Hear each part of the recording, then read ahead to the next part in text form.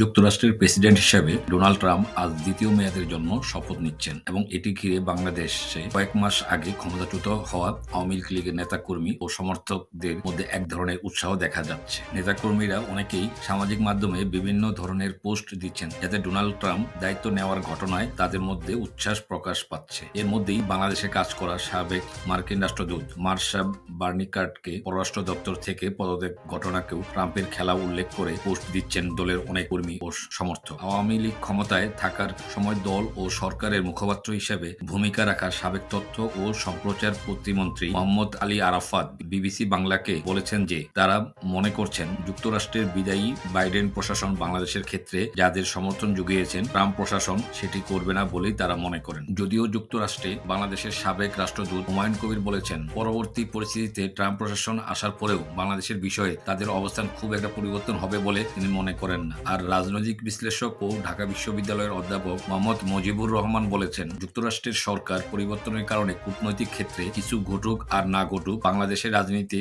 এর মনস্তাত্ত্বিক গুরুত্ব রয়েছে বলেই কাউকে কাউকে উজ্জীবিত হতে দেখা যাচ্ছে বলে মনে করেন তিনি। প্রসঙ্গত ডোনাল্ড ট্রাম্প নির্বাচনের আগে বাংলাদেশের সংখ্যালঘুদের বিষয়ে একটি টুইট করেছিলেন যা আলোচনার ঝড় তুলেছিল। যদিও অনেকেই মনে করেন যুক্তরাষ্ট্রের নির্বাচনে হিন্দু সম্প্রদায়ের ভোটারদের মনোযোগের আকর্ষণের জন্য তিনি সেটি করে থাকতে পারেন। বাংলাদেশ বর্তমান সরকার সবসময় ধর্মীয় কারণে নিরীপণের অভিযোগ প্রত্যাখ্যান করে আসছে। মোহাম্মদ আলী আরাফাত বিবিসি বাংলাকে বলেছেন ডোনাল্ড ট্রাম্পের প্রেসিডেন্ট হিসেবে দায়িত্ব গ্রহণ বাংলাদেশের বর্তমান সরকারের সমর্থনের জন্য যেমন অস্থির হবে তেমনি একটি আওয়ামী লীগ নেতা কর্মী ও সমর্থকদের উজ্জীবিত করবে। এর কারণ হিসেবে তিনি বলেন ডোনাল্ড ট্রাম্প যাদের পছন্দ করেন না তারা বাংলাদেশে অধ্যাপক মোহাম্মদ ইউনুস সাহেবকে বিশেষ পছন্দ করেন। ফলে আমরা মনে করি ইউনুস সাহেব বাইডেন প্রশাসন যেমন সমর্থন পেয়েছেন সেটি তিনি ডোনাল্ড ট্রাম্পের কাছ থেকে পাবেন না। প্রসঙ্গত ভারতে অবস্থান করা আওয়ামী লীগের সভানেত্রী ও সাবেক প্রধানমন্ত্রী শেখ হাসিনাও বিভিন্ন সময়ে প্রকাশ্যেই অভিযোগ করেছেন অধ্যাপক মোহাম্মদ ইউনুস যুক্তরাষ্ট্রের সাবেক পররাষ্ট্র প্রতিমন্ত্রী হিলারি ক্লিন্টনের নির্বাচনী তহবিলে অর্থ প্রদান করেছেন। মিস্টার ট্রাম্প তার প্রথম নির্বাচনে হিলারি ক্লিন্টনকে হারিয়ে প্রেসিডেন্ট নির্বাচন হয়েছিলেন। আবার 2020 সালে নির্বাচনে মিস্টার ট্রাম্প ডেমোক্রেট দলীয় জো বাইডেনের কাছে হেরেছেন। মিস্টার বাইডেনও অধ্যাপক মোহাম্মদ ইউনুসের অন্যতম সমর্থক হিসাবে পরিচিত। এবার শেখ হাসিনার সরকারের পতনের পর যুক্তরাষ্ট্রে মিস্টার ইউনুসকে ঘিরে জো বাইডেন ও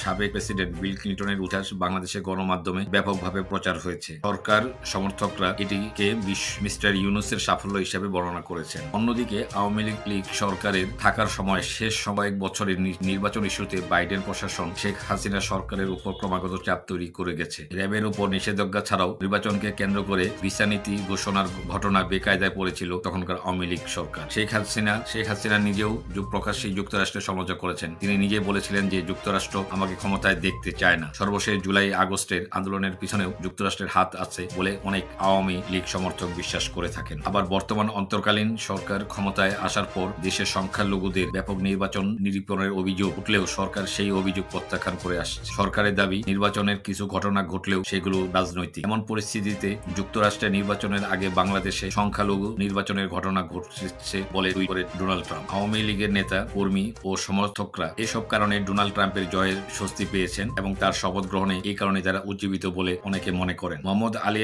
আরাফাত অবশ্য বলেছেন বাইডেন প্রশাসন বাংলাদেশ সহ অনেক দেশের আভ্যন্তরীণ রাজনীতিতে সরাসরি হস্তক্ষেপ করেছে কিন্তু ডোনাল্ড ট্রাম্প আগে দেখিয়েছেন যে তিনি এ ধরনের নীতিতে বিশ্বাস করেন না। আমাদের হয়তো কিছু ভুল ত্রুটি ছিল কিন্তু সেটি বাংলাদেশের জনগণ ও রাজনীতির বিষয় ছিল। এসব ক্ষেত্রে বাইডেন প্রশাসনের সমর্থন পুষ্ট নিজস্ব লোকজন দেশে ও বিদেশে আওয়ামী লীগ ও বাংলাদেশের বিরুদ্ধে অপপ্রচার চালিয়েছে। ট্রাম্পের প্রশাসন এসব করবে না বলেই মনে করি বিবিসি বাংলাকে বলেছিলেন তিনি। এর ফলে প্রেসিডেন্ট ডোনাল্ড ট্রাম্পের দায়িত্ব গ্রহণ ইউনুস সমর্থকদের জন্য যেমন অস্বস্তিকর কারণ হবে তেমনি এটি আওয়ামী লীগের নেতাকর্মী ও সমর্থকদের উজ্জীবিত করবে বলছিলেন বিগত আওয়ামী লীগের সরকারের তথ্য ও সম্প্রচার প্রতিমন্ত্রী।